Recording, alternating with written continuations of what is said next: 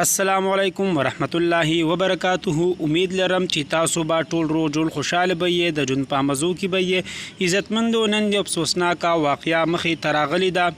په باجوړ کې د جی یو ای پارټي باندې دماکا شوې ده چې ډیر زیات کسان پکې شهیدان شوي هم دي او ډیر زیات زخمی هم دي. دماکا څنګه شوې ده؟ آیا د خودکش دماکا وا یا عامه دماکا وا؟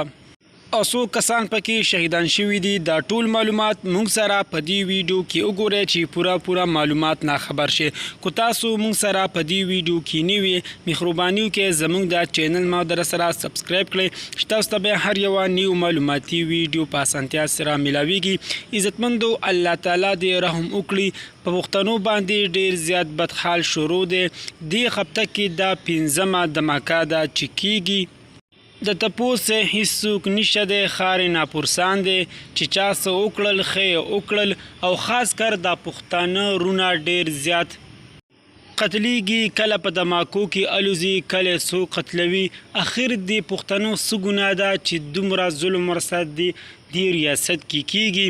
دوستانو خبره نه بل خوا لاړه، خبره ډیره زیاته اوږدیږي. دوستانو باجوړ کې نن د جی یو ای پارټي والا پروګرام منعقد کړی و چې ټول اعلی مشران ولا راغلی وو. هغې کې دماکا وشوله چې 40 کسان پکې زخمیان دي او 15 کسان پکې شهیدان شوي دي. الله تعالی دې مغفرت نصیب کړي، کوروالو ته دې الله تعالی د زړه صبر ورکړي.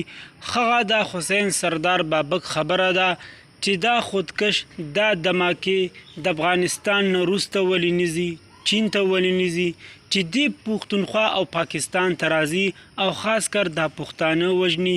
دی خبره کې ډیر زیات لاجیک دی، ډیره زیاته فلسفه پرته ده چې آیا دا پښتانه ولې دومره بې دردې او بې ګناه سره قتلیږي. پښتنو راپاسې یو شي یو موټی شي، دې ظالم نه دې جابر ریاست نه دا خپل حق وغواړي. هم ستاسو په سر باندې، هم ستاسو د بچو په سر باندې د امریکې نه ډالرې اخلي، خپل بچي پی پالي.